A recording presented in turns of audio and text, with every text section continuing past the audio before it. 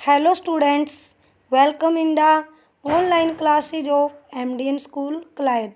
As you know, we are on third lesson of Public Ed of 11th class. आज हम 11th class का public add का third lesson में राज्य स्तर पर मंत्री परिषद के विषय में पढ़ेंगे। आइए विस्तार से पढ़ें।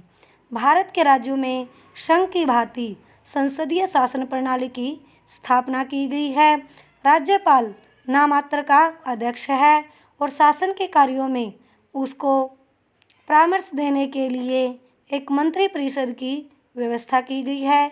संविधान के अनुच्छेद 163 में लिखा है, संविधान द्वारा या इसके अधीन राज्यपाल से यह उपेक्षित है कि उसे अपने कृत्यों जो उसके कर्तव्य हैं में सहायता और सलाह देने के लिए एक मंत्री परिषद होगी। कहने का अर्थ है उसके जो अपने कृत्यों यानी कर्तव्यों और सहायता में क्या है, सलाह देने के लिए एक मंत्री परिषद होगी जिसका अध्यक्ष मुख्यमंत्री होगा। यद्यपि संविधान के अनुसार मंत्री परिषद की स्थापना राज्यपाल के को परामर्श तथा सहायता देने के लिए की गई है। कहने का अर्थ है जो मंत्री परिषद की स्थापना की गई है वो राज्यपाल की सहायता के लिए परामर्श देने के लिए मंत्री परिषद की स्थापना की है। यद्यपि व्यवहार में मंत्री परिषद ही राज्य प्रशासन को चलाता है। राज्य के मंत्री परिषद का निर्माण राज्यपाल आम चुनाव के पश्चात राज्य विधानसभा में बहुसंख्यक दल के नेता को मुख्यमंत्री नियुक्त करता है, जिसको बहुमत प्राप्त होता है, जिसके पास क्या है बहुसंख्या में मतलब ज़्यादा तौर पर क्या है दल होते हैं, उसके पास जो बहुसंख्यक में जो दल का नेता होता है उसको ही मुख्यमंत्री नियुक्त करता है। कहने का अर्थ है जो मुख्यमंत्री के पास जो दल ज़्यादा होंगे उसको ही क्या है मुख्यमंत्री नियुक्त किया जाता है और फिर उसकी सलाह से अन्य मंत्रियों को नियुक्त करता है। मंत्री परिषद के सभी सदस्यों के लिए यह आवश्यक है कि वे राज्य के विधानमंडलों के दोनों सदनों में से किसी भी सदन का सदस्य अवश्य हो। यदि किसी व्यक्ति को जो विधानमंडल के किसी एक सदन का सदस्य न हो मंत्री नियुक्त किया जाए तो उसे 6 महीने के अंदर अंदर विधानमंडल के किसी एक सदन का सदस्य अवश्य बनना पड़ता है। संविधान के अनुच्छेद 164(4) के अनुसार यदि वह इस काल में किसी भी सदन का सदस्य नहीं बन सकता तो उसे मंत्री पद से त्याग पत्र देना पड़ता है।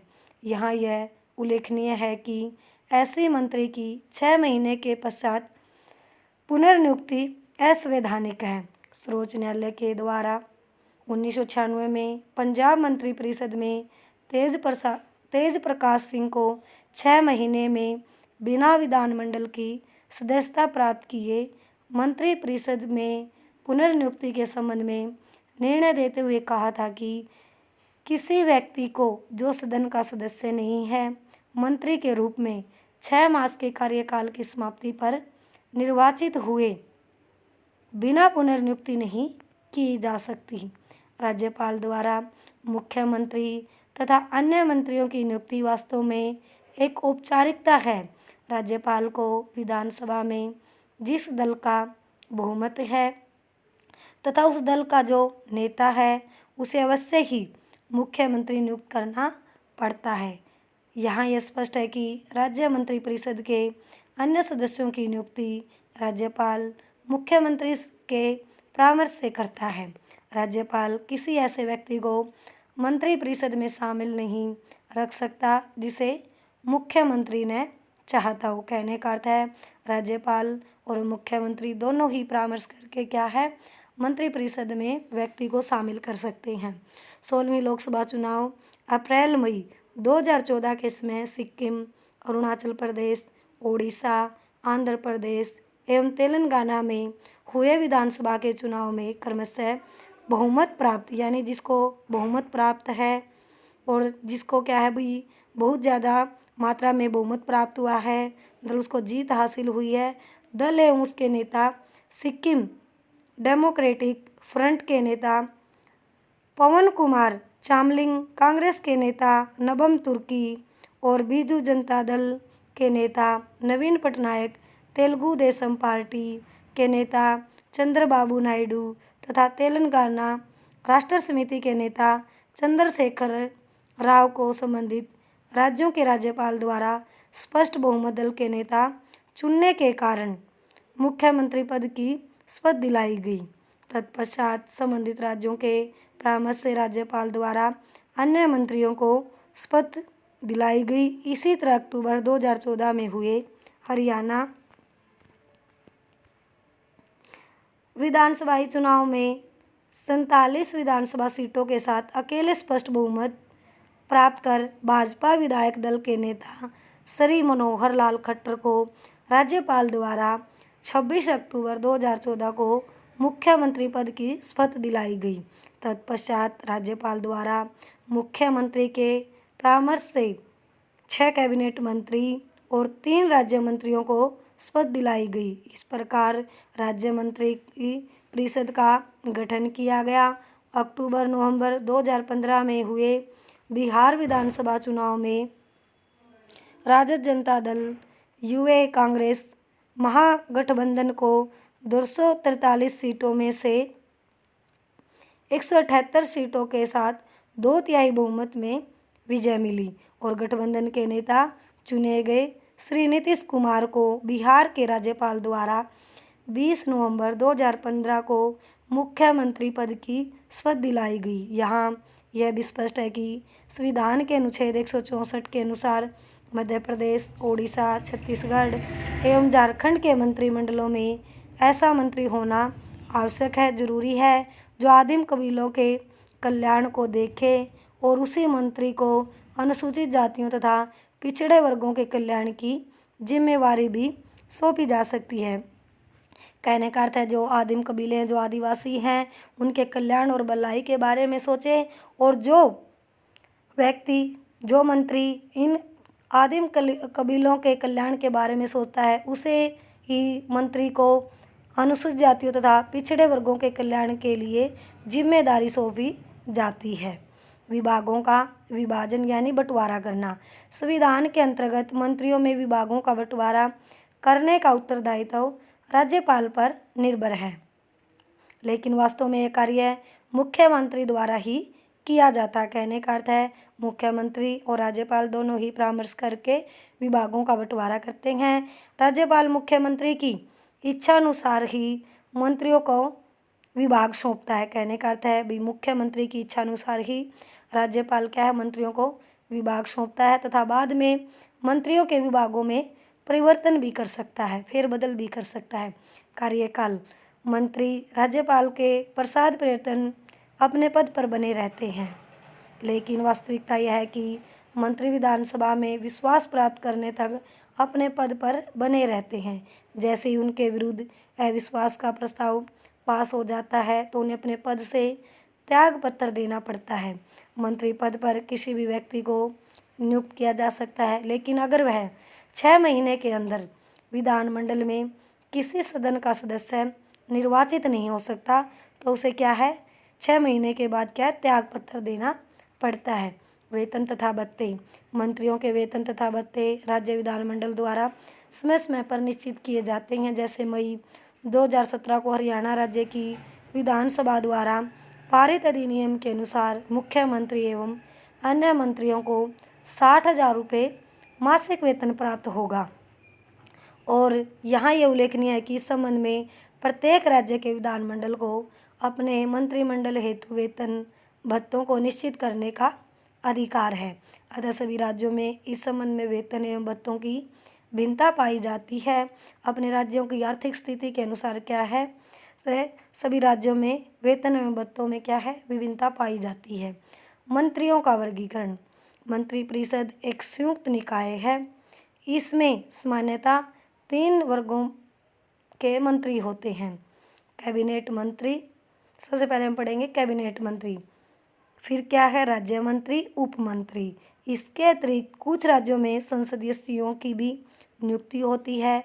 मंत्रिपरिषद की भूमिका विशेष रूप से मंत्रिमंडल के द्वारा ही निभाई जाती है।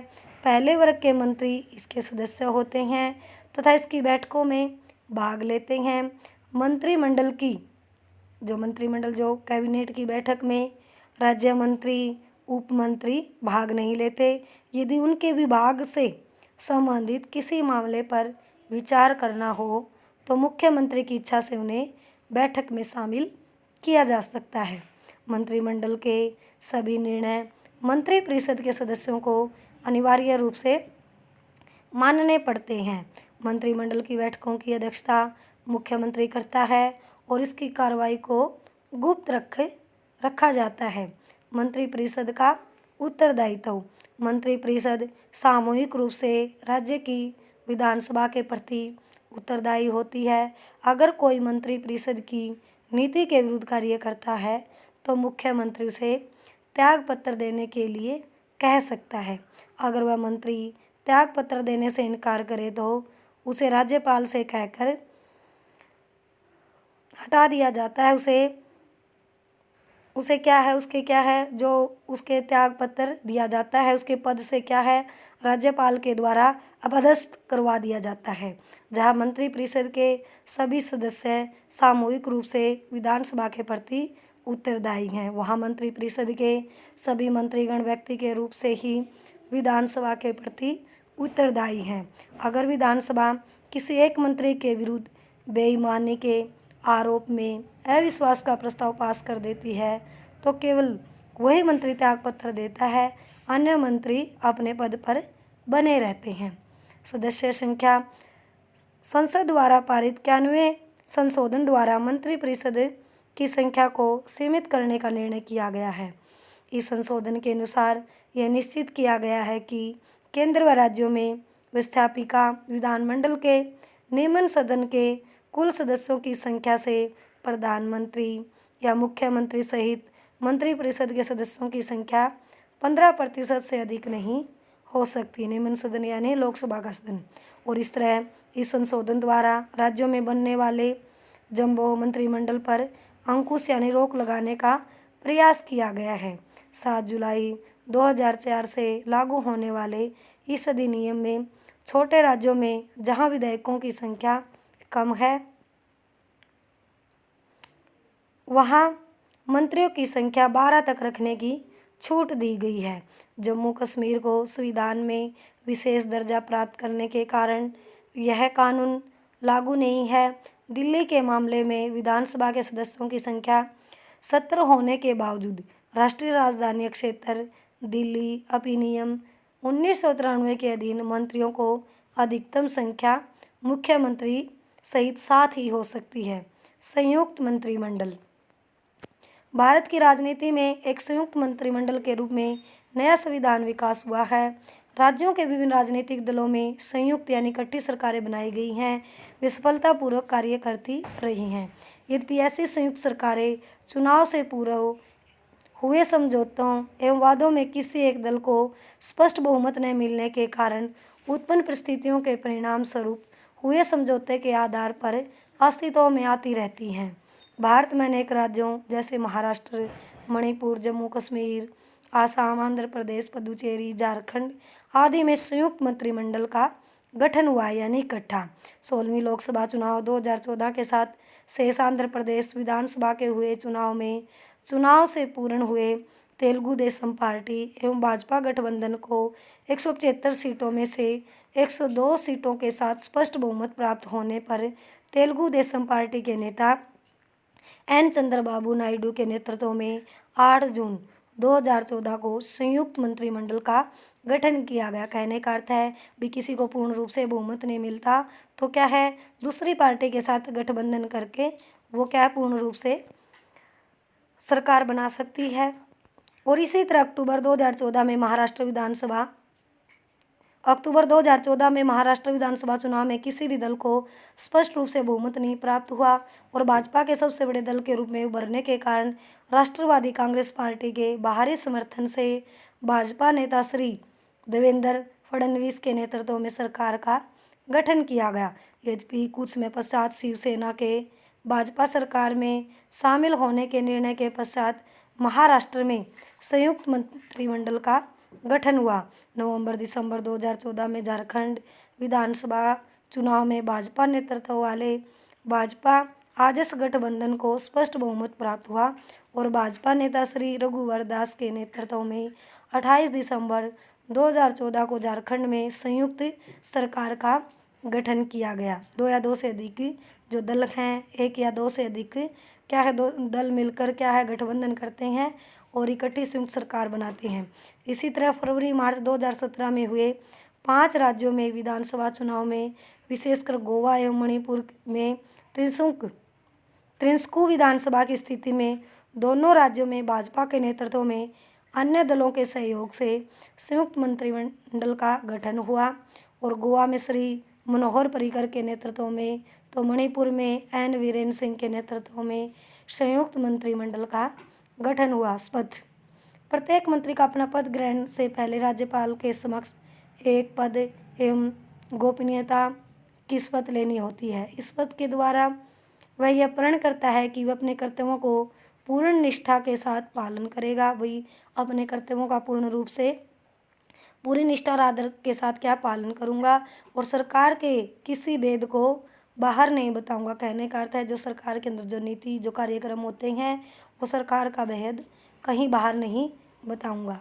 आज हम यहीं तक पढ़ेंगे और जो मैंने ये टॉपिक पढ़ाया है उस टॉपिक को आप अच्छे से रीड करोगे।